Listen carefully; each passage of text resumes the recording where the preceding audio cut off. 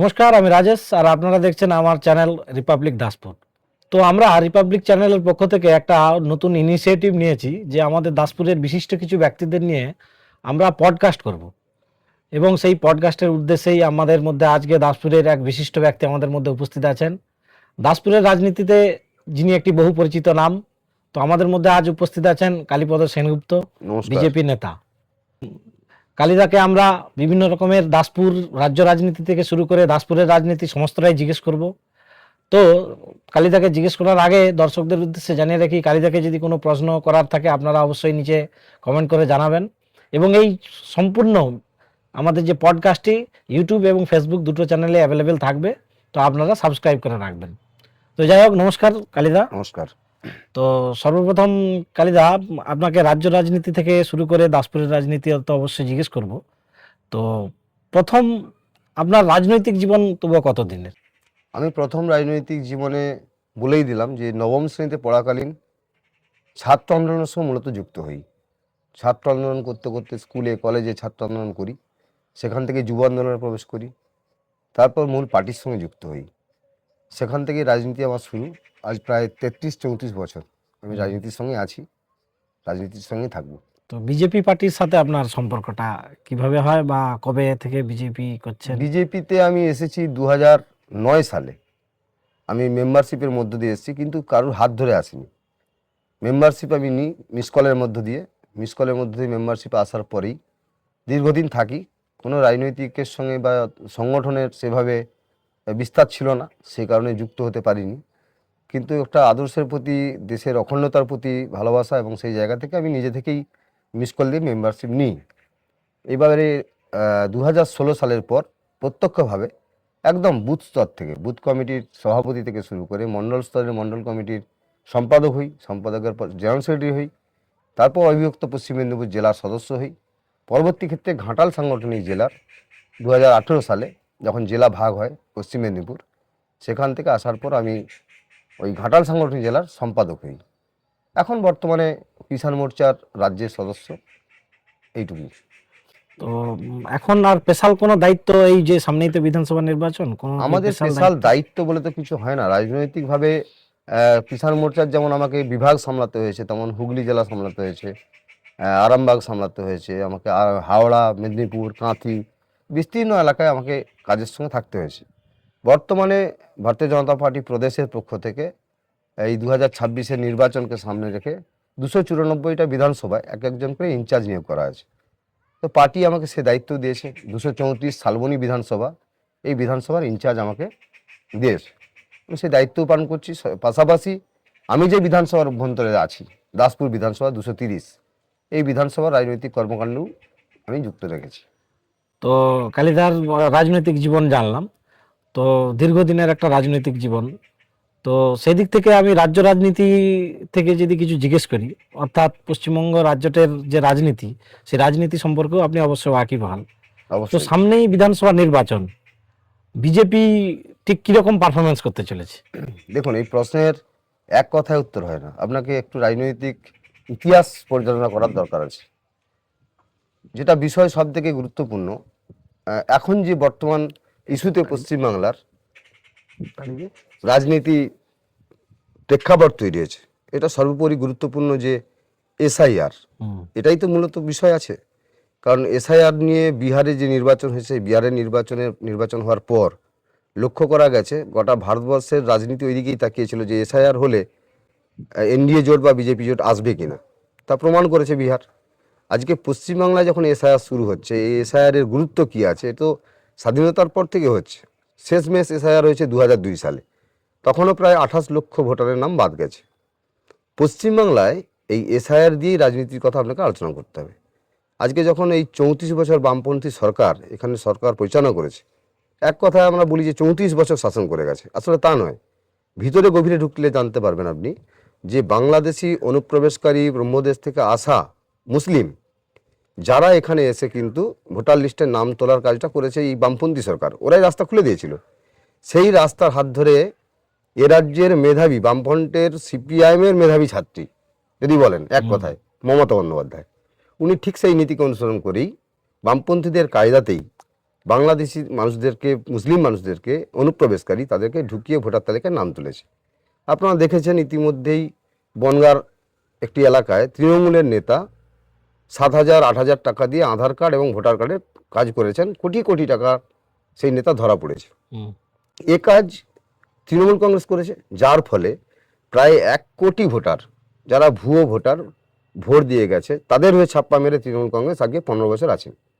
তো এই রাস্তা খুঁজেছিলেন, কিন্তু বর্তমানে দেখা গেছে যে নির্বাচন কমিশন এসআইআরের মধ্য দিয়ে এই ভুয়ো ভোটারদের নামটা বাদের কাজ করছেন। এখানেই সব থেকে বড় রাজনৈতিক ইতিহাসের পট পরিবর্তন ঘটবে। কারণ জানা আছে, আপনারা জানেন যে ডায়মন্ড হারবার একটা মডেল, যে মডেলে কোনো সাংসদ 4 লক্ষ 5 লক্ষ ভোটে জিতছেন।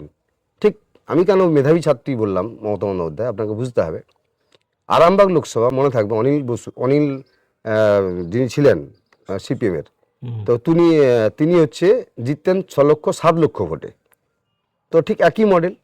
এই জায়গায় দাঁড়িয়ে এসআইআরটা খুব গুরুত্বপূর্ণ, কিন্তু তৃণমূল যেটা বলার চেষ্টা করছেন, মানুষকে ভুল ভ্রান্তি এবং একটা ভয় যে এসআইআর হলে ভোটার তালিকার থেকে নাম বাদ চলে যাবে, রক্তগঙ্গা বইবে, দিল্লি ঘেরাও করব, কত কিছু দেখেছেন, এসআইআর হতে দেব না। আসলে মমতা বন্দ্যোপাধ্যায় এগুলো বলেন যে ওয়াকফের বিরুদ্ধে কি বলেছেন নিশ্চয়ই জানেন। আজকে মুসলিম সংখ্যালঘু যারা আছেন তাদের সম্পত্তি আজকে ওয়াকফে রেজিস্ট্রেশন করতে হচ্ছে। আসলে উনি যেটা বলেন, এনআরসি হতে দেবো না, সিএ হতে দেবো না, ছি কত কথা বলেছেন। কি হয়েছে অবশেষে দেখা গেছে এনআরসি বিল পাস হয়েছে, সিএ বিল পাস হয়েছে, আর আমাদের এসআইআরও কাজ সম্পন্ন হতে চলেছে। আসলে এই মমতা বন্দ্যোপাধ্যায় রাজনীতিটাকে বিমুখ করে পশ্চিমবাংলার মানুষকে ভুল বুঝিয়ে এতদিন রাজনীতিতে আছেন। এই বর্তমান পরিস্থিতিতে আপনার যে প্রশ্ন, সেই প্রশ্নে আমরা বলছি এসআইআরের উপর নির্ভর করেই আমরা কিন্তু ভোট নির্বাচনে লড়তে যাচ্ছি না। এটা একটা প্রথম বিষয় যে ভুয়ো ভোটার। আপনি বলুন, আমি দর্শকদের উদ্দেশ্য বলবো যে আপনার বাড়ি যদি কেউ মারা যায়, তিনি তো মৃত ভোটার, আপনার দাদু ঠাকুমা মারা গেছেন, তার নামটা তৃণমূল রাখতে চায়। নির্বাচন কমিশন কি বলছে যে মৃত ভোটার থাকবে না, অবৈধ ভোটার থাকবে না। এতে তৃণমূলের আপত্তি কথা। আসলে আপত্তি এই কারণেই, যদি নামটা থাকে তাহলে সেই ভুয়ো ভোটারের ভোটটা ছাপ্পা মেরে উনি জিতবেন। সে রাস্তা এবারে বন্ধ। প্রায় 1 কোটির কাছাকাছি আজকে ভোটার তালিকা থেকে নাম বাদ যাবে। আমি যেটা বললাম যে প্রথম এসআইআরের উপর দাঁড়িয়েই যে আপনি নির্বাচনে আমরা জিতবো বা বিজেপি জিতবে, এটা আমরা ধরছি না। আরও অনেক বড় বড় ইস্যু আছে, যে দুর্নীতির বড় বিষয় আছে, পুরো প্রশাসনে যে আজকে ভঙ্গুর অবস্থা সেটা আছে, আমাদের রাজ্যের যে নারী নিরাপত্তা, পার্কস্ট্রিট থেকে কামদুনি, আজকে আরজিকর, কত ঘটনা আছে আজকে। তাই আজকে ভাতার রাজনীতি করে কখনো পশ্চিমবাংলার মানুষ কিছু করতে পারবে না। আচ্ছা, গত বিধানসভা নির্বাচনে বিজেপি 77টা সিট পেয়েছিল। এইবারে আপনি কি প্রেডিকশন করছেন, বিজেপি কত সিট পেতে পারে? দেখুন, গতবারে 2021 সালের বিধানসভা নির্বাচনে মানুষ চেয়েছিল পরিবর্তন হবে, পরিবর্তনের জন্য মানুষ কিন্তু ভোট দিয়েছিলেন। কিন্তু দেখা গেছে একটা খুব গভীরে, আপনাকে আমি বিষয়টা আমি উপলব্ধি করে বলছি, নির্বাচন হয়েছে, নির্বাচনী আমরা করতে পেরেছি, কিন্তু আমরা কাউন্টিংয়ের ক্ষেত্রে আমাদের কোথাও ব্যর্থতা ছিল। সেই ব্যর্থতা হচ্ছে আমরা বুঝতে পারিনি এতটা, যে এর মধ্যেও আমরা দেখেওছেন তো যে ভুয়ো কাউন্টিং অফিসার নিয়োগ করেছিল, এই কাজগুলো করেছিল। সেক্ষেত্রে আমরা একটা জায়গায় জানেন 93টা সিটে আমরা 500 থেকে 1000 ভোটে মাত্র হেরেছি, 93টা বিধানসভা সিটে। তাহলে আপনি সংখ্যাটা যোগ করুন, 77 + 93 করলে আমরা সরকার পেয়েছিলাম। কিন্তু সেক্ষেত্রে আমরা সরকার গড়তে ব্যর্থ হয়েছি, কারণ আমাদের কোথাও না কোথাও কিছু ত্রুটি ছিল। তো আমরা সেই ত্রুটিকে সংশোধন করেই এবারের বিধানসভা নির্বাচন যেটা হবে, এই নির্বাচনে কোনো সিটের সংখ্যা দিয়ে আমি বিচার করব না। সংখ্যা তো আসবেই, সে সংখ্যা সরকার গড়ার ক্ষেত্রে যথেষ্ট, 149 সিট সরকার গড়ার ক্ষেত্রে যথেষ্ট, কিন্তু অনেক বেশি সিট নিয়ে আমরা আসবো, এটুকু আমরা আচ্ছা, বলতে পারি। কোথাও না কোথাও বিজেপির রাজ্য স্তর বা ধরুন বিভিন্ন বিধানসভা স্তরে গোষ্ঠী কোন্দলের নানান রকম খবর আছে। তো এটা কি কোথাও না কোথাও বিজেপির ভরাডুবির একটা কারণ হতে পারে, যে বিভিন্ন জিনিস এই উপনির্বাচনে আমরা দেখছি বেশিরভাগ টাইম বিজেপি পরাজয় হচ্ছে, গোষ্ঠী কোন্দল তো একটা ব্যাপার থাকে এর না, মধ্যে। দেখুন, বিজেপিতে গোষ্ঠী কোন্দল বলে কিছু হয় না। এটা আদর্শের প্রতি রাজনীতি করতে হয়, ভারতবর্ষের অখণ্ডতার প্রতি আমাদের আনুগত্য থেকেই রাজনীতি। আসলে দল পশ্চিমবাংলায় যেভাবে আমাদের আত্মপ্রকাশ করে আজকে দল বাড়ছে, আমরা আগে 4% ভোট পেতাম, সেখান থেকে আজকে ভোট আমরা পাচ্ছি অনেক বেশি। তাহলে আজকে 38.5% আমরা ভোট পাচ্ছি। তাহলে এটা আমাদেরকে ভাবতে হবে, আকাশ থেকে তো জুড়ে আর ভোট আসবে না। তাহলে বিভিন্ন দল থেকে যারা আসা তাদের মানুষকে সঙ্গে করে যুক্ত করেই আমাদের দল এগোচ্ছে। এটা ঠিক যে আমরা অনেকেই বলি যে পুরনো বিজেপি, নূতন বিজেপি, এরকম বলে কিছু হয় না। বিজেপিতে আসছে আমাদের আদর্শের প্রতি এসেই তাকে একটু কণ্ঠস্থ করতে হয়তো কোথাও সমস্যা তৈরি হচ্ছে। এই না যে গোষ্ঠী কোন্দল আছে যে ওকে মানবো না, একে নেবো না, এরকম বিষয় কিছু আমাদের নেই। গোষ্ঠী কোন্দল নেই, মানে ধরুন বিরোধী দলনেতা শুভেন্দু অধিকারীর একটা গোষ্ঠী বা সুকান্ত মজুমদার বা দিলীপ ঘোষ একটা গোষ্ঠী, এইরকম গোষ্ঠীটাকে একবার অস্বীকার করছেন আপনি? এরকম গোষ্ঠী হয় না। শুভেন্দুদা আমাদের হ্যাঁ। বিরোধী দলনেতা, হ্যাঁ, উনি তার সংসদীয় গোষ্ঠী নেই আপনি বলছেন? আমাদের দলে গোষ্ঠী নেই, সংসদীয়ভাবে উনি বিরোধী দলনেতা। হ্যাঁ। সুকান্ত দা আমাদের প্রদেশের সভাপতি ছিলেন, বর্তমানে আমাদের শ্রমিক দা সভাপতি হয়েছেন। এটা আমাদের পরম্পরা, দলের একটা সাংগঠনিক নিয়ম। না, অনেকেই তো প্রায় বলে রাখে এই যে শ্রমিক ভট্টাচার্য দীর্ঘদিন পরে সভাপতি হওয়ার পরে যারা পুরনো বিজেপি তাদেরকে তিনি খুঁজে খুঁজে দায়িত্ব দিয়েছেন বিভিন্ন এই ইনচার্জ বিধানসভার, যেমন কালীপদ সেনগুপ্তকে এখন বর্তমানে শালবনী বিধানসভার ইনচার্জ করেছে। এটা শ্রমিক ভট্টাচার্য কোথাও না কোথাও তাদের পরিচিতি যে বিজেপি নেতা পুরনো, তাদেরকে খুঁজে খুঁজে দায়িত্ব দিয়েছে, এইরকম একটা বিষয় দেখুন কিন্তু উঠছে। এই বিষয়টা আপনারা প্রশ্ন করতে পারেন, আমি আপনাদেরকে একটা উদাহরণ দিলে বুঝতে পারবেন। আমাদের দিলীপ ঘোষ যখন সভাপতি ছিলেন, তাহলে তখন কি তাই ঘটেছিল? নিশ্চয়ই না।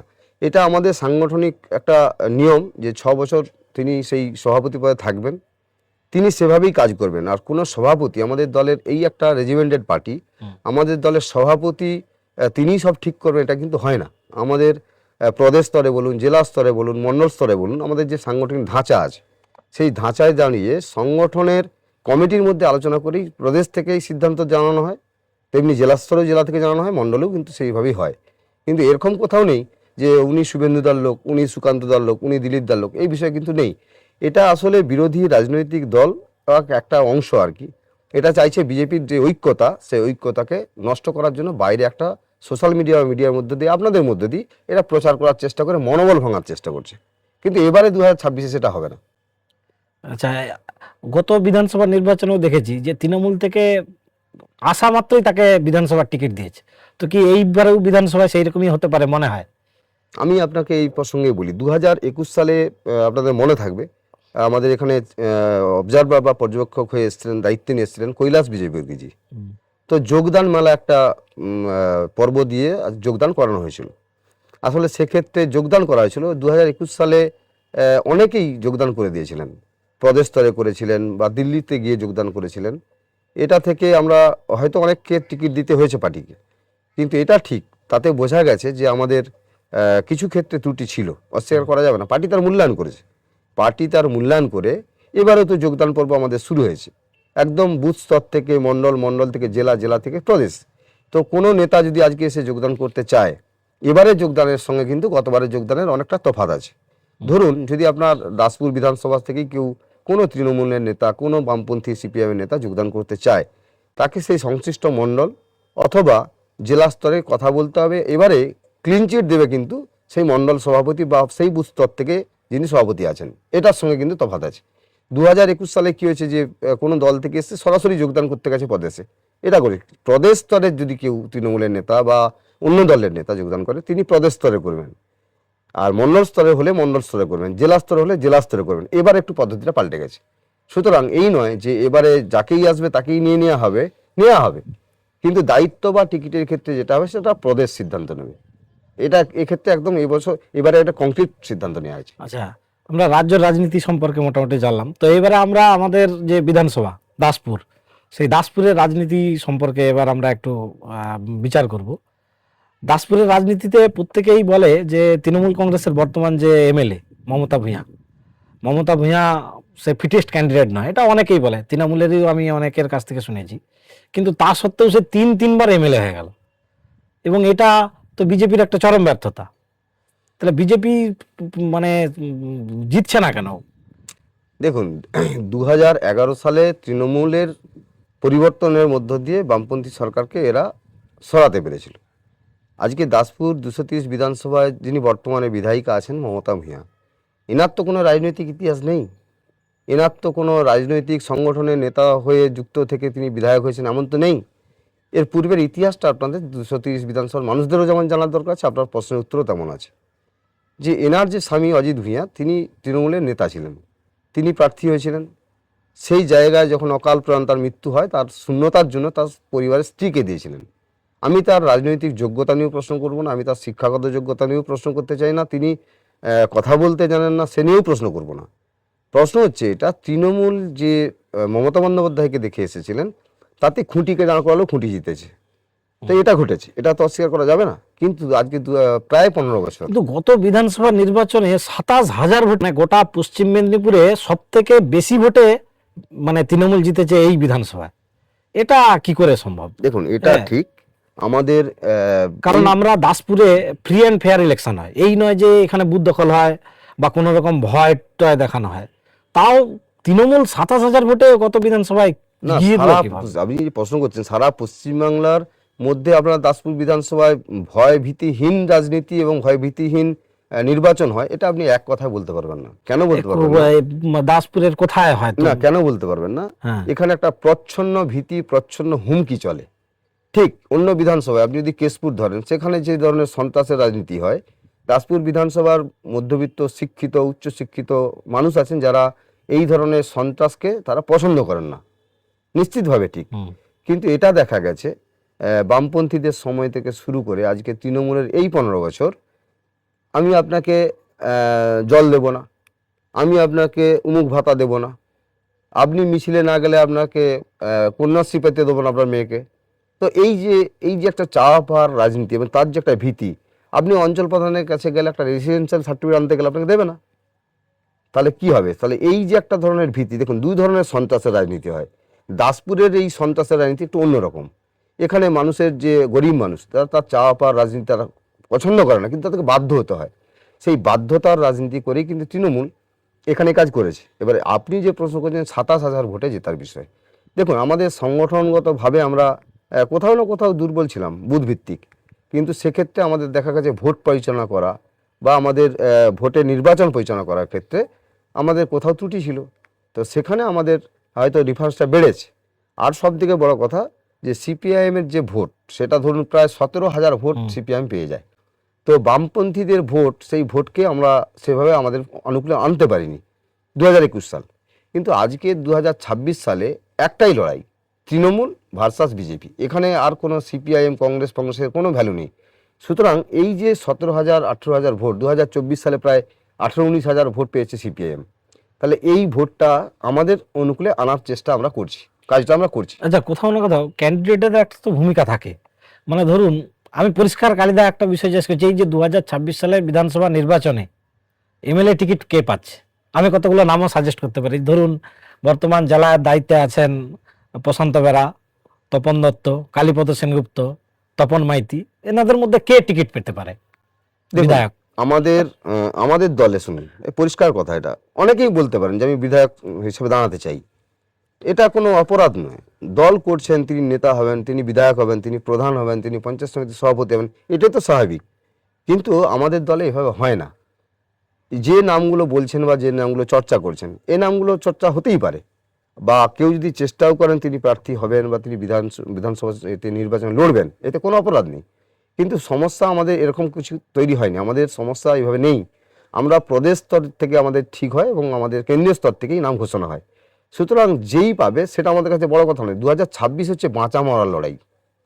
যিনি প্রার্থী হবেন তিনি পদ্মফুলের প্রার্থী হবেন, আচ্ছা, তিনি বিজেপির প্রার্থী হবেন। ধরুন তপন দত্ত ক্যান্ডিডেট হলো, তো কালীপদ সেনগুপ্তর ভূমিকা কি থাকে? আমি তো আপনাকে বলেই গেলাম, তপন দা ক্যান্ডিডেট হোক, কালীপদ সেনগুপ্ত ক্যান্ডিডেট হোক, যেই ক্যান্ডিডেট হোক, আমাদের ক্যান্ডিডেট পদ্মফুল। মানে আপনার সমস্যা নেই? কোনো সমস্যা নেই। ভারতীয় জনতা ধরুন পার্টি কালীপদ সেনগুপ্ত ক্যান্ডিডেট হলো হ্যাঁ, বিজেপির, তাতে তপন কোনো দত্তের সমস্যা কি ভূমিকা থাকে? একই ভূমিকা থাকবে, একই মানে ভূমিকা থাকবে। বলছেন কারোর সাথে কোনো গোষ্ঠী কন্দল একদম নেই? কোনো গোষ্ঠী কন্দলের প্রশ্নটা আমি ধরুন, বলেই গেলাম। অনেকেই বলে 2021 সালের নির্বাচনে যদি কালীপদ সেনগুপ্ত বিধায়ক টিকিট পেত, তাহলে বোধহয় he could deliver better result. দেখুন, এটা তো নিশ্চিতভাবে ঠিক। যারা সামনের সারিতে রাজনীতি করছে, তারা আন্দোলনের সঙ্গে যুক্ত আছে, মানুষের সঙ্গে যুক্ত আছে, প্রশাসনের বিরুদ্ধে চোখে চোখ রেখে কথা বলছে, এটা তো ঠিকই আছে। দেখুন, ক্লাসে সব ছেলে তো ফার্স্ট বয় হয় না। কেউ আশা করে যে 3 নম্বর রোল যাক তো 1 হবে, বলতে পারে, হতে পারে। এবার কর্মীদের আবেগ, কিছু ভালোবাসা থাকে, কিছু মানুষের চাহিদা থাকে, কিন্তু পার্টি যখন ঠিক করে কোনো ক্যান্ডিডেটকে, তার পার্টি সিদ্ধান্ত নিয়েই করে। সুতরাং এক্ষেত্রে কোনো বিষয় নেই যে অমুক লোক ক্যান্ডিডেট হলে তুমুক হবে, এটা বিষয় নয়। ক্যান্ডিডেট তো একজনই হবেন, ক্যান্ডিডেট তো আর 4 জন হবেন না। সুতরাং সে ঐক্যতা একতা রেখেই আমরা 2026-এর নির্বাচনটা লড়বো। কেন লড়বো? তার কারণ আছে। এখানে বিধায়ক যিনি হবেন বিধায়ক হবেন, তার সঙ্গে কি সম্পর্ক আছে?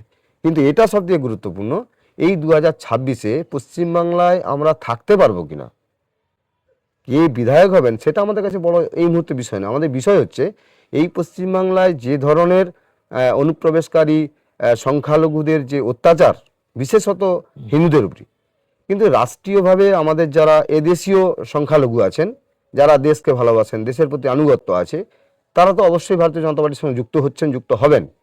কিন্তু বাইরে থেকে আসা যে মুসলিম, যেভাবে মালদা মুর্শিদাবাদ দেখেছেন কার্তিক পুজোর দিন যেভাবে হিন্দুদেরকে তাড়ানো হয়েছে মারতে মারতে, আজকে ঘর ছাড়া হয়েছে, তাহলে আজকে যে ধরনের অত্যাচার, সন্ধ্যাবেলায় হিন্দুরা মায়েরা যদি শাঁখ বাজিয়ে তার পুজো দেয় তুলসী তলায়, সেটাও দিতে পারবেন না। কোনো কীর্তন যদি হয়, কাল আমি একটা রাজ্যের ভার্চুয়াল মিটিংয়ে ছিলাম, আপনি শুনলে অবাক হয়ে যাবেন। মুর্শিদাবাদের আজকে এই যে বাবরি মসজিদ সংক্রান্ত ব্যাপারে একটা চলছে, এই ঘটনা আমি আপনাকে হয়তো পরে যদি আপনি জানতে চান নিশ্চয়ই বলবো, কিন্তু আমি যেটা বলতে চাইছি, আজকে মালদা, উত্তর দিনাজপুর, দক্ষিণ দিনাজপুর, মুর্শিদাবাদ, 24 পরগনা একটা বৃহৎ অংশ আছে যেখানে অনেক বিধানসভা আছে। আপনি ভাবলে অবাক হবেন, এই পশ্চিমবাংলা যেখানে আপনি আপনার সনাতন ধর্মের আমাদের গ্রামাঞ্চলে যে অষ্টম পর হয়, নিশি পর হয়, কীর্তন হয়, আপনি করতে পারবেন না। তো তাই আমি বলছি, এই 2026-এ কে বিধানসভায় টিকিট পেলো এটা আমাদের কাছে বড় বিষয় নয়। আচ্ছা আমাদের কাছে বড় বিষয় পদ্মফুলকে জিততে হবে এবং বিধানসভার সরকার আমাদেরকে গড়তে হবে। আচ্ছা, কোথাও না কোথাও বিজেপি দলে ধরুন, বিজেপি তো পশ্চিমবঙ্গে প্রথম থেকে সেইভাবে এক্সিস্ট করতো না। এই ধরুন সিপিএম থেকে বা তৃণমূল থেকে বিভিন্ন রকমের মানুষ এসে, অর্থাৎ একটা যেন জগা খিচুড়ি টাইপের হয়ে প্রত্যেকের চিন্তা ভাবনার একটা মানে কন্ট্রাডিকশনের জন্য কি এটা হচ্ছে। ধরুন আপনার একটা দীর্ঘদিনের সিপিএম এর রাজনৈতিক জীবন ছিলেন, যদিও আপনি বিজেপিতে অনেক আগে এসেছেন। তো তপন দত্ত ধরুন তৃণমূল থেকে এসেছে, প্রশান্ত বেরা ধরুন আগে তার নিজের কাছে ছিল, এসছে। তো বিভিন্ন যে নেতৃত্বরা, তারা বিভিন্ন দল থেকেই তো এসছে। তো তাদের মধ্যে কি কোথাও চিন্তা ভাবনার কন্ট্রাডিকশন তৈরি হচ্ছে? দেখুন, আমি তো এইরকম আপনাকে ব্যাপারটা প্রশ্নের উত্তর আগেই বলেছি, আমরা 4% ভোট পেতাম, সেখান থেকে 38.5% আমরা ভোট পেয়েছি। তাহলে ভোট যারা দিয়েছেন তারা তো সবাই তৃণমূল কংগ্রেস বা সিপিএম বা কংগ্রেস থেকে কিছু বেরিয়ে এসে তো ভোট দিয়েছেন, তাই তো আমাদের ভোটের পার্সেন্টেজ বেড়েছে। আপনি যে প্রশ্ন করছেন, আমাদেরও বিভিন্নভাবে, আমি বামপন্থী জায়গা থেকে আজকে ভারতীয় জনতা পার্টিতে এসেছি দীর্ঘদিন। হুম, তো আজকে এই দলটার আদর্শ, এই দলটা কি চায়, তার লক্ষ্য, সেটাকে আপনাকে অনুভব করতে হবে। তো অনেকেই আসছেন এবং অনেকেই আসবেনও, কিন্তু এই দলটার শৃঙ্খলা, দলটার আদর্শ কি আছে, আইডিওলজিটা কি আছে, হুম। এটা বুঝতে হয়তো অনেকের কোথাও সমস্যা হচ্ছে বা একটু দেরি হচ্ছে। কিন্তু এই না যে উনি ওইখান থেকে এসছেন, উনি সেখান থেকে এসছেন, তার সঙ্গে কোনো বিচ্ছিন্নতা আছে, এমন কিন্তু বিষয় নয়। আমাদের দল তো চলে একটা নির্দিষ্ট নীতির উপর দাঁড়িয়ে, মানে প্রত্যেক নেতৃত্বের সাথে মিল আছে সবার। নিশ্চিতভাবে আছে। কেন থাকবে ধরুন না? প্রশান্ত বেরা, কালীপদ সেনগুপ্ত, আমাদের তপন আমাদের দত্ত, এরকম তপন হয় না, মাইতি, কোনো ডিসপিউট নেই। আমাদের এরকম হয় না। কারণ শুনুন, আমি বলি, প্রদেশে আমাদের যে সিদ্ধান্ত হয় সেই সিদ্ধান্ত জেলা স্তরে নামে, জেলাতে যে সিদ্ধান্ত হয় সেটা মণ্ডল স্তরে নামে, মণ্ডলের যে সিদ্ধান্ত হয় সেটা শক্তি কেন্দ্র হয়ে বুথে নামে। তো আমাদের সংগঠন তো পিরামিডিক সংগঠন, এমন না যে দেখুন তৃণমূলে মমতা বন্দ্যোপাধ্যায় যদি বলেন ওই ছেলের পায়ে জুতো নেই, গোটা পশ্চিমবাংলা জুতো দিয়ে দিন। হুম, মমতা বন্দ্যোপাধ্যায় যদি বলেন যে জল উপর দিকে যায়, তৃণমূল কংগ্রেসের অঞ্চল প্রধানও বলুন জল উপর দিকে যায়। বৈজ্ঞানিকতার উপর দাঁড়িয়ে এ দেশের অখণ্ডতার প্রতি আমাদের দায়বদ্ধতা আছে। তাই তো আমি আপনাকে বলছি, পশ্চিমবাংলার বর্তমানে এবারের যে রাজনীতি, 26-এর যে নির্বাচন, এই নির্বাচনে কে কোন দল থেকে এসে আমাদের বিজেপিতে যুক্ত হয়েছে এটা আমাদের বড় বিষয় নয়। আমাদের বড় বিষয় এই দলের নীতিকে অনুসরণ করেই আপনাকে এই দলে থাকতে হবে। 2026-এ দাসপুরের রেজাল্ট কি হবে? মানে আমরা বিজেপির এমএলএ হবে না তৃণমূলের এমএলএ হবে? দেখুন, এ তো একদম পরিষ্কার পরিষ্কার। রেজাল্ট। আমি আপনাকে পরিষ্কার আমি কেন বলবো, আপনারা তো বিভিন্ন নেতাদের কাছে যাচ্ছেন, আপনারা দর্শকের কাছে যাচ্ছেন, পাবলিকের কাছে যাচ্ছেন, বুঝতে পারছেন না কি চলছে, কে জিতবে, কারা জিতা উচিত। না, আপনি যদি ধরেন, 27,000 ভোটের একটা আমি গ্যাপ, একদম কি অঙ্ক, কি অঙ্ক একদম পরিষ্কার, কি অঙ্কে অঙ্ক বিজেপি জিতবে পরিষ্কার। এখানে? আমি আপনাকে বলি, অঙ্ক পরিষ্কার আছে। দেখুন, 27,000 ভোটে হারাটা, সেটা পুনরুদ্ধার করাটা, এটা কোনো বিষয় নয়। দেখুন, এসআইআর এর পরেই একটা সংখ্যা অঙ্ক আছে যে ভোটারটা বাদ যাবে, দাসপুরের ক্ষেত্রেও ঠিক তাই ঘটবে। হুম, এটা 1 নম্বর বিষয়। 2 হচ্ছে যেটা বড় বিষয়, যে সব থেকে যারা আমাদের মানে যে বলবো পরিযায়ী, এই শব্দ ভাষাটা বলা ঠিক না, কিন্তু তৃণমূল এই স্ট্যাম্পটা মেরে দিয়েছে। আমাদের দাসপুর বিধানসভায় বেশিরভাগই যুবক, যারা পড়াশোনা করতে পারেনি, যারা পরিবারের চাপে, সংসারের চাপে, যারা আজকে কিন্তু কর্মসূত্রে বাইরে থাকে। বোম্বাই থেকে শুরু করে দিল্লি, গুজরাট, অন্ধ্রপ্রদেশ, চেন্নাই, আপনি বিভিন্ন যে কোনো রাজ্যে বেশিরভাগ একটা অংশ আছে যারা সোনার কাজের সঙ্গে যুক্ত, স্বর্ণ অলংকারের কারিগর হিসাবে আচ্ছা, কাজ করে। সোনাওয়ালারা মনে হয় বিজেপিকে ভোট দেয়? নিশ্চিতভাবে আমরা মনে করি যারা বাইরের রাজ্যে আছেন তারা এই পশ্চিমবাংলা থেকে অনুভব করছেন, যে কারণে আজকে শিক্ষানীতি, যে কারণে আজকে কর্মসংস্থানের নীতি, যে কারণে আজকে তাদেরকে এই পরিবার ছেড়ে, স্ত্রী ছেড়ে, সন্তান ছেড়ে বাইরের রাজ্যে পড়ে থাকতে হচ্ছে, সেই সব রাজ্যগুলিতে ভারতীয় জনতা পার্টি পরিচালনা করছে সরকার। তাহলে সেখানে তারা অনুভব করছে যে বিজেপি কি আর তৃণমূল কি, এ ফারাক তাদের কাছে পরিষ্কার। আমি যে কথা বলতে গেলাম যে এই বিধানসভা থেকে প্রায় 45 থেকে 50 হাজার যুবক হুম। বা তার পরিবার অনেক আছেন, তার পরিবারকে নিয়ে সেখানে থাকেন। এই অংশ আপনি হিসাব করে দেখুন, এই অংশ বিভিন্ন নির্বাচনে তারা ভোট দিতে আসতে পারে না, কর্মসূত্রে কাজে থাকার কারণে অনেক সমস্যা তৈরি হয়। এবারে আমরা দেখেছি, আমরা যোগাযোগও করেছি বা যোগাযোগ চলছে, বা তারাও পশ্চিমবাংলার প্রতি নজর রেখেছে যে আজকে পশ্চিমবাংলায় বিজেপি যদি ক্ষমতা আসে তাহলে এমন হতে পারে যে দিল্লি, মুম্বাই, গুজরাটে গিয়ে আর পড়ে থাকতে হবে না। আমাদের পশ্চিমবাংলায় শিল্প হবে, কর্মসংস্থানের সম্ভাবনা তৈরি হবে, যেমনভাবে অন্যান্য রাজ্যে হচ্ছে। তাহলে আপনি এই অঙ্কটা করুন, যদি এই 50,000 যুব ভোটার যারা আছেন তারা 26-এ আমি আবেদন করব যে সরকারকে পরিবর্তনের জন্য, দাসপুরে পরিবর্তনের জন্য তারা আসবেন। এবং এই ভোটটা আমি আপনাকে শেষ করি, এই ভোটটা ভাবুন, যদি 50,000 ভোট দেয় তাহলে 27,000 আর 50,000 ভোট পড়লে কোথায় যায়? এটা 1 নম্বর। 2 নম্বর, যেভাবে সরকারের প্রত্যক্ষ দুর্নীতি, যেভাবে আজকে নারী নিরাপত্তা বিঘ্নিত, যেভাবে যুবকের কর্মসংস্থান নেই, যেভাবে শিক্ষিত বেকার চাকরি পাচ্ছে না, যেভাবে শিক্ষকদের চাকরি কেড়ে নিয়েছে চুরি করে লক্ষ লক্ষ টাকা, আজকে স্কুলগুলো শূন্য, আপনি দেখলে বুঝতে পারবেন। তো মানুষ বুঝে গেছে, সুতরাং এটা বিষয় নয়, এই নির্বাচনে মানুষ বিপুলভাবে বিজেপিকে জিতিয়ে আনবেন এবং দাসপুর বিধানসভাও জিতবে। দেখুন, দাসপুরের গোটা রাজ্যের ইস্যু আর দাসপুরের ইস্যু একটু আলাদা। কারণ বিজেপির ধরুন সব থেকে বড় ট্রাম্প কার্ড হিন্দু মুসলিম, যেটা দাসপুরে অতটা ফলপ্রসূ হয় না। তো দাসপুরের কি কি ইস্যু আছে যেগুলো বিজেপি সামনে রেখে আগামী নির্বাচনে লড়াই করবে? দেখুন, আপনি যেটা বললেন যে হিন্দুত্বের তাস বা হিন্দুত্বের ইস্যু, এটা আমাদের বিষয় নয়। আমাদের দেশের প্রধানমন্ত্রী তো ভারতীয় জনতা পার্টির পক্ষ থেকে প্রধানমন্ত্রী, তিনি কি বলেছেন? সবকা সাথ, সবকা বিকাশ, সবকা বিশ্বাস বলেছে তো। তাহলে আপনি চিন্তা করুন, তাহলে যে রাজ্যে থাক না কেন, আমাদের দাসপুরের কথা আগে ধরুন। দাসপুরে অনেক সংখ্যালঘু পরিবার আছেন। আজকে যে শতাংশ আমাদের ভোট আছে সংখ্যালঘুদের, প্রায় 13% আছে। তাহলে সেই সংখ্যালঘু ভোটেরা তারা ভোট দেবেন না ধরেই নিলাম, আপনি বলেন। কিন্তু আমি আপনাদেরকে বলছি, আমাদের প্রদেশের সভাপতিও বলেছেন যে একজন সংখ্যালঘু যুবক যার হাতে দুটো কাজ থাকার দরকার ছিল, যে শিশুটার হাতে কলম থাকার কথা ছিল, যে শিশুটা আজকে ভালো করে পড়াশোনা করতে পারার কথা ছিল, তার হাতে তৃণমূল কংগ্রেস বন্দুক আর বোমা বারুদ তুলে দিয়েছে। আর বিজেপি বলছে যে ক্ষমতায় এলে সংখ্যালঘু হিন্দু বলে কিছু বিষয় নেই। অবশ্যই রাষ্ট্রবাদী সংখ্যালঘু যারা আছেন, যারা দেশের প্রতি আনুগত্য, দেশকে ভালোবাসেন, তারা নিশ্চিতভাবে থাকবেন, সেটা বিষয় নয়। তাদের কর্মসংস্থান করতে হবে, তাদের শিক্ষার ব্যবস্থা করতে হবে, এটা থাকবে। কিন্তু যে আপনি প্রশ্ন করছেন হিন্দু এবং মুসলিমের যে বিষয়ে, এই বিষয়ে আমাদের কোনো বিষয় নেই। মূল যে ইস্যুতে রাজনীতি হবে, নির্বাচন হবে, সেটা কিন্তু মূলত দুর্নীতি। রাজ্য রাজনীতির, এটা তো বিধানসভা নির্বাচন, এটা তো পঞ্চায়েত নির্বাচন নয় যে পঞ্চায়েত নির্বাচনে আপনি কোন পাড়ায় কি হন, এগুলো বিষয় থাকবে। যে আপনি বার্ধক্য ভাতা যার পাওয়ার কথা ছিল তাকে বার্ধক্য ভাতা দেয়নি, যার গরিব মানুষ ঘর পাওয়ার কথা ছিল ঘর দেয়নি, যার শৌচালয় পাওয়ার কথা ছিল তার দেয়নি। কেন্দ্র সরকারের প্রকল্প আজকে পশ্চিমবাংলায় মমতা বন্দ্যোপাধ্যায় বা এই অঞ্চলের প্রধান, পঞ্চায়েত সমিতির সভাপতিরা আজকে তৃণমূল কংগ্রেসের নাম দিয়ে চালাচ্ছেন। তো এটা তো ঠিক না। সুতরাং সেক্ষেত্রে মানুষ কিন্তু বুঝেছেন যে হচ্ছে সম্ভব নয়, বিজেপিকে আনতেই হবে, তারা নিশ্চিত হয়ে গেছেন। আচ্ছা, এইবারে বিজেপির ক্যান্ডিডেট মানে দাসপুরের ভূমিপুত্র হবে না বাইরে থেকে হবে, এইটা নিয়ে একটা বড় সবার মনে প্রশ্ন রয়েছে।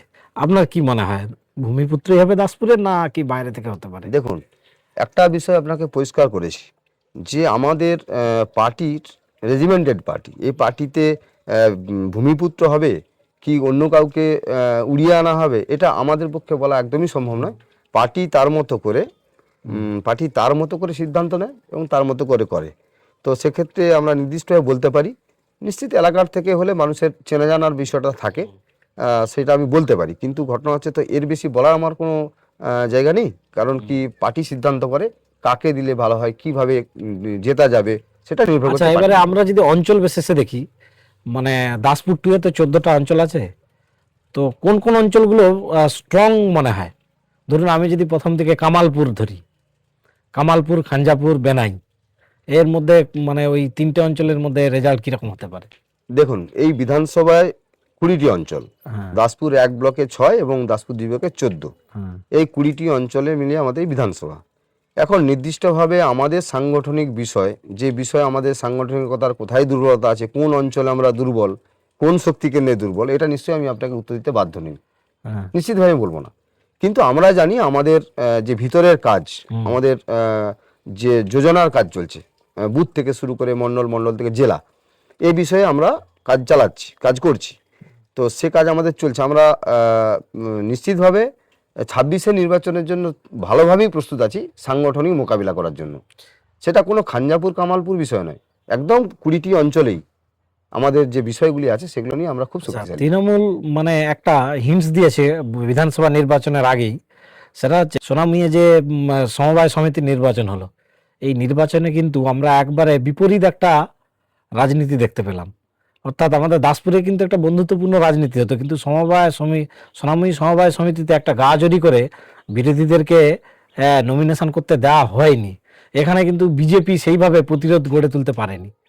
তাহলে তৃণমূল কিন্তু একটা স্পষ্ট বার্তা দিচ্ছে এইবারের নির্বাচনটা কি লেভেলে হতে যাচ্ছে। তো দেখুন, আপনারা এই বিষয়ে কতটা প্রস্তুত? আপনি আমাকে এর আগে প্রশ্ন করেছিলেন যে দাসপুরে তো সন্ত্রাসের রাজনীতি হয় না, আপনিই প্রশ্ন করেছিলেন। হুম। আবার আপনি এখন প্রশ্ন করছেন পরস্পর বিরোধী প্রশ্ন, না, বা এইবারে যা একটা বাস্তব আপনি মানে করেছেন। ভবিষ্যৎ আমি যাচ্ছি, সেই দেখাচ্ছে। জায়গাতে আমি যাচ্ছি। আপনি বলেইছিলেন যে দাসপুরে সন্ত্রাসের রাজনীতি হয় না, এটা সঠিক, আপনার প্রশ্ন সঠিকই ছিল। কারণ কি, দাসপুরের আপনার স্বাধীনতার পর থেকে 77 সালে বামপন্থী সরকার যখন আসে তারপর থেকে শুরু করে এখনো পর্যন্ত পশ্চিমবাংলার ইতিহাসে নজিরবিহীন জায়গা দাসপুর। এখানে শিক্ষা, সংস্কৃতি এবং মধ্যবিত্ত উচ্চবিত্ত মানুষের যে বাস, শান্তি পছন্দ করে। পাশাপাশি বিধানসভা কেশপুর, দাসপুরের পরেই কেশপুর বিধানসভা, যেখানে বোম, গুলি, বন্দুক, সন্ত্রাস ছাড়া কথা হয় না। কিন্তু দাসপুরের মানুষ, শিক্ষিত মানুষ, সংস্কৃতিপূর্ণ মানুষ, তারা এটা পছন্দ করে না। কিন্তু আমি যে বললাম চাপা সন্ত্রাসের মধ্য দিয়ে যেমন বামপন্থীরা জিততো আর তৃণমূল জিততো, তৃণমূল তার নগ্নতার রূপ দেখিয়ে দিল দাসপুরে। দাসপুরের একটি সমবায় নির্বাচন, যে সমবায় নির্বাচনে জিতলে একটা বিশেষ বিশেষ কয়েকটি এলাকা মৌজা নিয়ে একটা সমবায়, সেই সমবায় নির্বাচনে জিতে তারা সেই সমবায়ের মানুষের যে অর্থ, তাও সে লুট করার চেষ্টায় তারা আজকে সমবায় সমিতি নির্বাচন করেছে। সেই নির্বাচনটা হতে দিল না। আজকে বাইরে থেকে, কেশপুর থেকে লোক নিয়ে এসে আপ টু সোনামুড়ি থেকে গৌড়া পর্যন্ত একদম সন্ত্রাস করে নমিনেশন করতে না দিয়ে জেতা, এ ভালোভাবে দাসপুরের মানুষ নেয়নি। সুতরাং তারই প্রতিচ্ছবি 2026 সালে তৃণমূল করবে, তার ইঙ্গিত কিন্তু দিয়ে গেছে। আমি আপনাকে বলি এবং আপনাদের চ্যানেলে বলি যে তার জন্য কিন্তু আমরা প্রস্তুত আছি। চোখে চোখ মানে রেখে বিজেপিও সন্ত্রাস করবে? বিজেপি সন্ত্রাস করার প্রশ্ন আসছে কোথায়? যদি তৃণমূল এই তারা ধরনের, তো রীতিমতো গা জড়ি করে অন্য জায়গা থেকে হ্যাঁ, লোক আমি এনে তো একটা গা সেটাই জড়ি বলছি, করেছে। কেশপুর থেকে লোক নিয়ে এসে একটা সমবায় সমিতি জিততে হয়েছে। তার মানে বুঝে দেখুন দাসপুরের মাটিতে তৃণমূলের অবস্থা কি। একটা সমবায় সমিতি নির্বাচনে যদি তাকে সন্ত্রাস করে জিততে হয়, তাহলে বিধানসভা নির্বাচনে তাকে কি করতে হতে পারে, সে অঙ্ক আমরা করেছি। সুতরাং সেই অঙ্কের অসুবিধা নেই এবং তাকে মোকাবিলা করার জন্য আমরা প্রস্তুত আছি। ও তৃণমূল আমাদের কাছে কিছু বিষয় নয়। হুম। সন্ত্রাস দাসপুরের মানুষ করতে এলে আমরা বিজেপি কিছু করবো না, মানুষই রুখে দাঁড়াবে। মানুষের ঐক্যবদ্ধতাই তৃণমূলকে বুঝিয়ে দেবে যে সমবায় সমিতি সন্ত্রাস করে জয়লাভ করেছে, ভাই বিধানসভা নির্বাচনে করতে এলে দাসপুরের সংস্কৃতিপূর্ণ মানুষ তারা কিন্তু সেই ভাষাতেই বুঝিয়ে দিতে পারবে, বিজেপির কোনো ভূমিকা থাকবে না। আচ্ছা, এবারে বিধানসভা নির্বাচনে মানে সব থেকে বেটার রেজাল্ট দাসপুর 1 ব্লক করবে না দাসপুর 2? বিধানসভা রেজাল্টকে নিয়ে আপনি ডিভাইডেড করছেন, 1 ব্লক 2 ব্লক বলে বিষয় নয়। বিষয় তো 20টা অঞ্চল, এই 20টা অঞ্চলের বিধানসভা নির্বাচন। তাহলে সেই নির্বাচনে 1 ব্লক ভালো করবে, 2 ব্লক ভালো করবে, এরপর আপনি প্রশ্ন করবেন এই অঞ্চল ভালো করবে, ওই অঞ্চল, আমাদের এই বিষয় নয়। বিষয় হচ্ছে আমরা দেখেছি যে সাংগঠনিকভাবে আমাদের যে কাজ এখন চলছে, সেই সংগঠনের ভিতরে আমরা যে বিস্তার করতে পেরেছি, বুথে বুথে পৌঁছাতে পেরেছি, যে বুথে বুথে সংগঠন গড়েছি, এই সংগঠন আমাদের ক্ষেত্রে যথেষ্ট। কিন্তু এটা ঠিক, মানুষই তো তৈরি হয়ে গেছে। মানুষ শুধু দিন গুনছে কবে বিধানসভা নির্বাচনটা হবে। মানুষ তৃণমূলকে হারানোর জন্য প্রস্তুত। মানুষ মানে একবার আত্মবিশ্বাসী এবারে বিজেপি চরম আত্মবিশ্বাস নিয়ে আছি। কারণ দেখুন, আমি যে কথা বললাম, মানুষ তো জেনে গেছে দুর্নীতি, লুটপাট, চুরি, খুন, জখম, নারী নিরাপত্তা তো কিছুই নেই তৃণমূলের আমলে। সুতরাং সেটা বড় বিষয় নয়, তার থেকেও বড় বিষয় যে ধরনের অত্যাচার সংগঠিত করছে, সেই অত্যাচারের জন্য মমতা বন্দ্যোপাধ্যায় যাওয়া উচিত। 2026 মমতা বন্দ্যোপাধ্যায় বিসর্জন। আচ্ছা, এবারে একটা মানে প্রশ্ন করি, যেটা যদিও প্রেডিকশন, এবারে তৃণমূল কংগ্রেস কি মমতা ভূঁইয়াকে আবার এমএলএ টিকিট দিতে পারে? দেখুন, এদের দলে কে টিকিট পাবে কে পাবে না, এ প্রশ্ন বা এই উত্তর আমি দেবও না, কারণ দলটায় যে দাঁড়াবে সেই তো হারবে। মমতা ভূঁইয়া দাঁড়ালেও হারবে, আর আপনি যার নামই বলবেন সেই হারবে, কারণ তৃণমূল কংগ্রেস হারবে। মমতা ভূঁইয়া ছাড়া আর কে কে মানে টিকিট পেতে পারে মনে দেখুন, হয়? সেটা তো ওদের দলের হ্যাঁ? বিষয়, ওদের দলের ধরুন বিষয়। কৌশিক কুলভি, আমি তো আশিস হুতাইত। আমি নাম বলতে পারবো না। ওদের দলে যে বেশি টাকা দেবে সে টিকিট পাবে, এ তো জানা প্রশ্ন। হ্যাঁ, এ প্রশ্নের উত্তর কে দেবে আবার? যে যত টাকা তুলে দিতে পেরেছে তোলা, তিনি টিকিট পাবেন। এবারে আশিস হুতাইত পেতে পারে মনে হয়। যদি উনি বেশি তোলা দিয়ে থাকেন উনি পাবেন, যদি উনি কম তোলা দেন তাহলে পাবেন না। কারণ এখন তো আপনাকে বুঝতে হবে, আগে তো মমতা বন্দ্যোপাধ্যায় টিকিট দিতেন, হ্যাঁ, এখন তো আইপ্যাকের যিনি হেডমাস্টার অভিষেক বন্দ্যোপাধ্যায়, হুম। উনি কিছু টিকিট দিবেন, পিসি কিছু টিকিট দিবেন। তো পিসিকে যে বেশি দিতে পারবে পিসি পাবে, ভাইপোকে যে বেশি দিতে পারবে সে পাবে। তো এই প্রশ্ন করে কি লাভ আছে? তৃণমূল নেতার সাথে সম্পর্ক আছে দাসপুরে? দেখুন, দাসপুরে যারা তৃণমূল অনেকেই তো আছেন, সবাই তো আর তৃণমূলই হয়ে যায়নি। মানে একবারে তোলা চুরি করা ডাকাতি করা, আরও ওদের মধ্যে তো কিছু একটা অংশ আছে যারা একাংশ, মানে সেটা খুব দূরবীন দিয়ে দেখতে হবে, না হলে বেশিরভাগটাই চোর। হ্যাঁ, কিন্তু একাংশ আছে যারা হচ্ছে আপনার সহ্য করতে পারছে না, বুঝতে পারছে লুটপাট ডাকাতি চলছে, এটা ঠিক হচ্ছে না। ধরুন আপনি যে প্রশ্ন করলেন দাসপুরে সোনামুয়ের নির্বাচনে সন্ত্রাস করা, অনেক তৃণমূল নেতা কি মানতে পেরেছেন? মানতে পারেননি, কিন্তু কিছু করারও নেই। তো আমি তাই বলছি, দাসপুরে কিছু নেতা আছেন যাদেরকে অবশ্য দূরবীন দিয়ে খুঁজতে হবে যে তারা সৎ এবং সতী। এটা একদম এই প্রশ্নে আমি উত্তর আপনাকে দিচ্ছি। কিন্তু 99% হচ্ছে চোর, একজনও ভালো নেই। কেউ অঞ্চল থেকে মারছেন, কেউ ব্লক থেকে মারছেন, কেউ জেলা থেকে মারছেন, কেউ রাজ্য থেকে মারছেন। টাকা খাওয়া মারা ছাড়া এদের কোনো কাজ নেই। আচ্ছা, এই গত পঞ্চায়েত নির্বাচনে বিজেপি দাসপুর 2 এর একটাই অঞ্চল পেয়েছিল সম্ভবত, রানীচক। রানীচকটা। তো সেই রানীচকের যে পঞ্চায়েত প্রধান কি হবে সেই নিয়ে বিজেপির একটা গোষ্ঠী কোন্দল প্রকাশ্যে এসে গেছিল, যে এই গোষ্ঠী চাচ্ছে এ প্রধান হোক বা একে রাখা হোক, সেই গোষ্ঠী চাচ্ছে। তাহলে এ তো বিজেপির মধ্যেই তো সমস্যা। এই ধরনের তো কোনো ঘটনা আমাদের জানা নেই, আপনাদের জানা থাকতে পারে, আপনারা সাংবাদিক লোক, আপনারা প্রশ্ন করেন। আপনি জেনে রাখুন, আপনি জানেন কিনা জানা নেই, আপনি জেনে রাখুন, বা আপনাদের দর্শকদের জন্যও বলবো, পঞ্চায়েত নির্বাচনের যখন রেজাল্ট ফল প্রকাশ হয় তখন একটি সিটে 6টি ভোটে আমরা হেরেছিলাম বলে প্রচার হয়ে যায়, প্রকাশ হয়। তো আমরা সঙ্গে সঙ্গে যারা আমরা কাউন্টিংয়ে ছিলাম, আমরা ওই কাউন্টিং হলে পৌঁছাই। পুলিশ প্রশাসনের একদম তাবড় তাবড় অফিসার, যারা আমাদেরকে ওই রুমে প্রবেশ করতে দেয়নি। আমরা এক প্রকার গায়ের জোরেই আমরা পৌঁছেছি। পৌঁছে বিডিও তিনি ছিলেন, তিনি বলছেন যে 6টা নয় 4টা, আমরা শুনলাম 6টা, ওখান থেকে 4 থেকে আরও সংখ্যা নেমে যেত, ওই ব্যালটকে খেয়ে নিতেন বা পকেটে ঢুকিয়ে নিতেন। আমরা এক প্রকার রিকাউন্টিংয়ের দাবি তুলি, এবং রিকাউন্টিংয়ের দাবির পর দেখি যে আমরা 4টে ভোটেই জিতেছি। তো এটা এই কারণেই, যদি আমরা এটা না করতাম তাহলে এই পঞ্চায়েতটা আমরা হেরে যেতাম, কারণ একটা সিটের ব্যবধান ছিল। তৃণমূল কংগ্রেস পরে বুঝেছিল যে এদের সংগঠন এবং সাংগঠনিক জোরের মধ্য দিয়েই আমরা ওই পঞ্চায়েতের সংখ্যাগরিষ্ঠতা পেয়েছিলাম। আপনি যে প্রশ্ন করছেন এ প্রধান হলে ভালো হতো, ও প্রধান হলে ভালো হতো, এমন কোনো বিষয় ছিল না। আমরা আতঙ্কে ছিলাম যে আমাদের কোনো ভারতীয় জনতা পার্টির কার্যকর্তাকে ওরা অন্যভাবে যদি সংখ্যাটাকে কমিয়ে দেওয়ার চেষ্টা করে, তার জন্য আমরা ইউনাইটেডলি একটা জায়গায় আমরা রেখেছিলাম। কারণ তৃণমূল কংগ্রেসের কালচার সম্পর্কে আপনাদের জানা আছে যে ওরা কী করতে পারে। তাই আমরা ওদের নিরাপত্তার ভয়ে আমরা নির্দিষ্ট একটি জায়গায় রেখে আমরা পঞ্চায়েত গঠনের দিন আস্থার তো কোনো প্রশ্ন নেই, যা হয়েছে সে প্রস্তাব সমর্থনের মূলেই প্রধান তৈরি হয়েছে। কোথাও কি দ্বিতীয় প্রধানের নাম উচ্চারণ হয়েছে নাকি? তো এখন রানীচক অঞ্চলের স্থিতি কি? ঠিকই আছে, একজন সদস্য তৃণমূলে যোগদান করেছেন। আর আপনি জানেন যে একটা সদস্যকেও আপনারা রাখতে পারলেননি একটা অঞ্চল পেয়ে। হ্যাঁ, দেখুন, তাকে তৃণমূল, তার মানে তৃণমূল তো তাদের শক্তি প্রদর্শন করে দিল। দেখুন হচ্ছে, যারা আজকে 14টা জিপির মধ্যে 13টা জিপি পরিচালনা করে, পঞ্চায়েত পরিচালনা করে তৃণমূল কংগ্রেস, একটা জিপিটাকেও নিতে হবে। তাই তারা লক্ষ লক্ষ টাকার প্রলোভন দেখিয়ে এবং হুমকি দেখিয়ে ভয় দেখিয়ে ওই মেম্বারকে তারা নিয়েছে। কিন্তু তৃণমূল কংগ্রেসের সংসদীয় রাজনীতিতে অভিজ্ঞতা অনেক কম, ওরা জানে না যে 2.5 বছর না হলে অনাস্থানা যাবে না। আর আমরা সেই সরকারি নিয়মেই চলছি।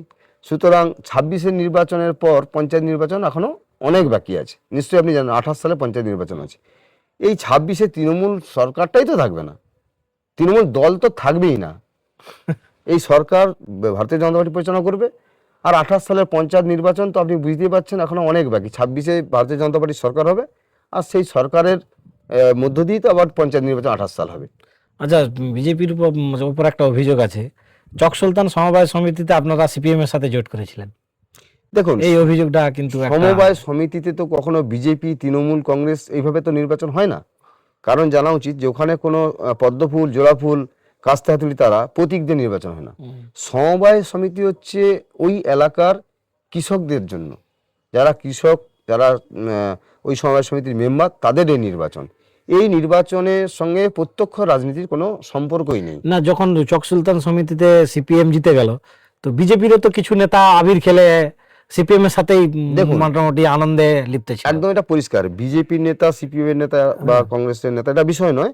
এলাকার মানুষের সমবায় জোট, যারা এই চোর তৃণমূল থেকে, যাতে তৃণমূল না ওই সিটে সমবায়টা দখল করতে পারে। কারণ তৃণমূল মানে জানে চোর, এরা সমবায়কে যদি পেয়ে যায় ওই গরিব কৃষক মানুষদের টাকা এরা লুট করে নেবে। সুতরাং সেই কারণে তারা সমবায় সমিতিটাকে রক্ষা করতে চেয়েছে।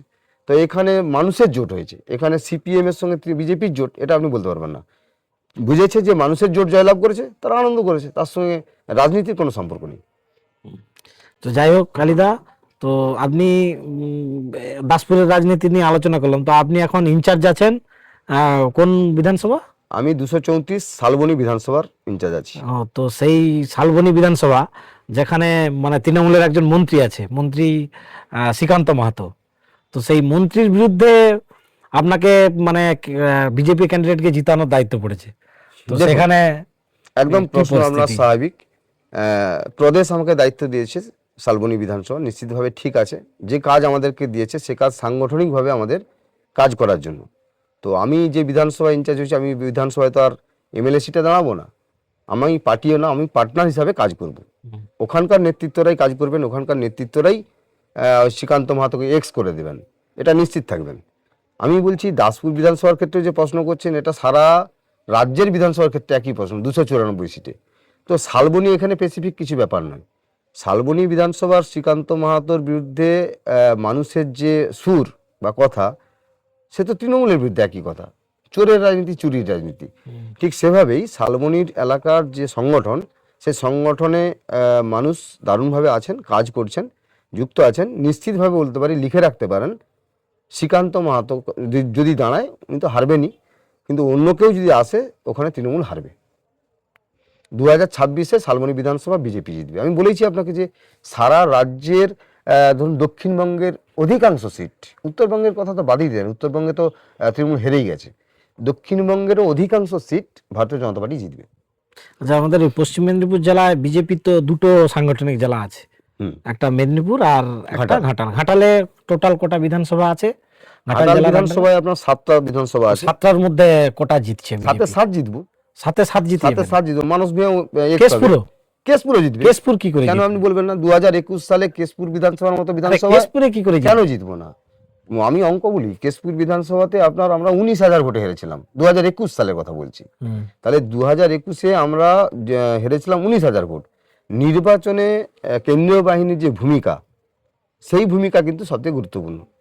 সন্ত্রাস ছাপ্পাটা আটকাতে পারলে আমরা কেশপুর বিধানসভা কেন, যে কোনো বিধানসভায় জিতবো। তো 2024-এ আমরা দেখেছি লোকসভা নির্বাচনে যে কেশপুর বিধানসভাতে এত বেশি পরিমাণ ছাপ্পা দিতে পেরেছিল, সেখানে প্রায় 80,000 ভোটের লিড দেয়। অথচ দেখুন 2021 সালে বিধানসভা নির্বাচনে 19,000 ভোটে আমরা প্রার্থী হারিয়েছি। পৃথ্বীশ কুমার আমাদের প্রার্থী ছিলেন, সম্মানীয় শিক্ষক ছিলেন। তো 2026 সালেও কেশপুর জিতবো, সবং জিতবো, পিংলা জিতবো, ডেবরা জিতবো, পশ্চিম বাঁশকুড়া, দাসপুর, ঘাটাল জিতবো। তার কারণটা কি? কারণটা এটাই, নির্বাচনের যে এবারের যে 26-এ নির্বাচনে কেন্দ্রীয় বাহিনীর একটা তো অবশ্যই ভূমিকা থাকতে হবে, যে ভূমিকাতে ছাপ্পাটা সন্ত্রাসটা রুখতে হবে।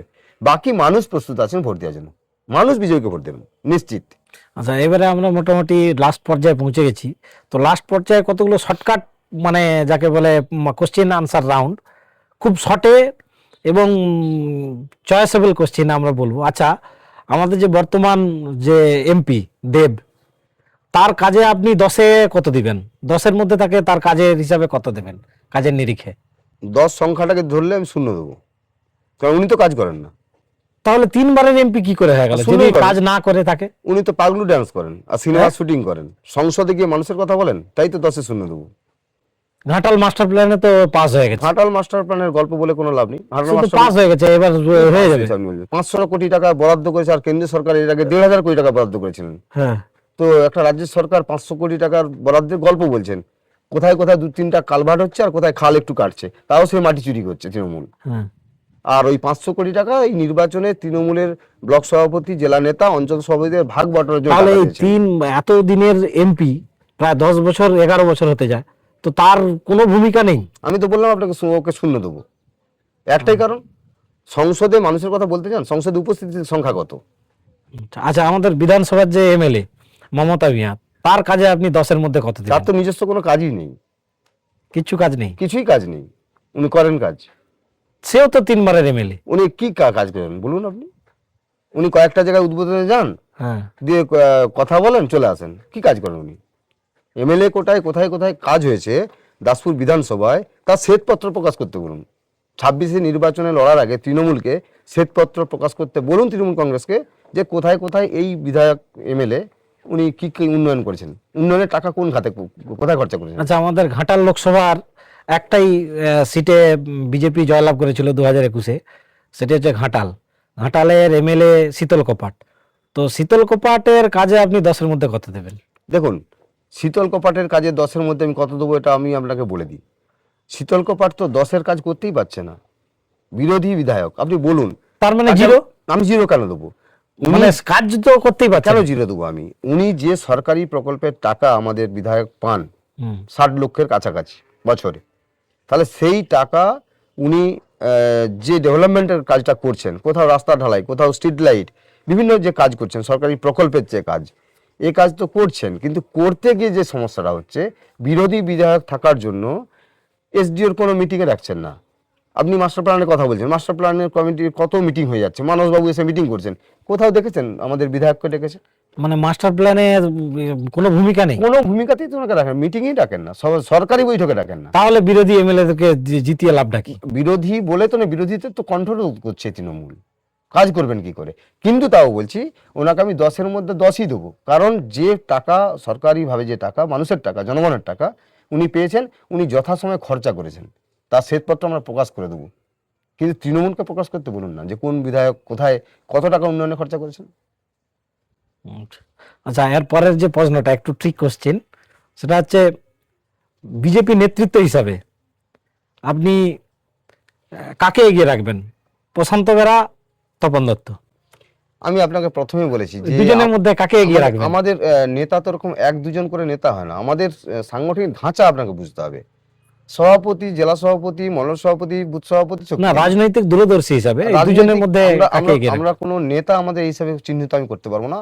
আমরা সবাই কার্যকর্তা, কারণ লড়াইটা আমাদের সামনে কঠিন, এই লড়াই আমাদেরকে জিততে হবে। প্রশান্ত বেরার সাথে আপনার সম্পর্ক কিরকম? ভালোই সম্পর্ক রাজনৈতিকভাবে, হ্যাঁ। কেন সম্পর্ক থাকবে না? আমরা একই সঙ্গে কাজ করছি, একই আদর্শের জন্য কাজ করছি, একই নীতিতে কাজ করছি, সুতরাং সম্পর্কের বিষয়ে খারাপ থাকার কথা কোথায়? কোথাও তো নেই। তপন মাইতির সাথে? কেন এই প্রশ্ন আপনি করছেন? আমাদের সম্পর্ক তো একটা পরিবার, বিজেপি একটা পরিবার, এই পরিবারে আমরা এসেছি, এই পরিবারে আমাদের একটাই লক্ষ্য আছে, যে তৃণমূলকে পরাস্ত করতে হবে, পশ্চিমবাংলা বাঁচাতে হবে। আচ্ছা, যাই হোক, আমরা এই বিষয়ে অনেক, আমরা কালিদার কাছে রাজ্য রাজনীতি থেকে দাসপুরের রাজনীতি, এমনকি শালবনির রাজনীতি সম্পর্কে আলোচনা করলাম। তো এরপরে বিধানসভা নির্বাচন, তার আগে আরো একবার, আরো 1-2বার আমরা কালিদার সাথে বসবো। তো যাই হোক, আপনারা সম্পূর্ণ ভিডিওটা দেখার জন্য আমাদের ইউটিউব এবং ফেসবুক চ্যানেল সাবস্ক্রাইব করে রাখবেন। তো আজকের জন্য ধন্যবাদ। নমস্কার। কালিদাকেও ধন্যবাদ।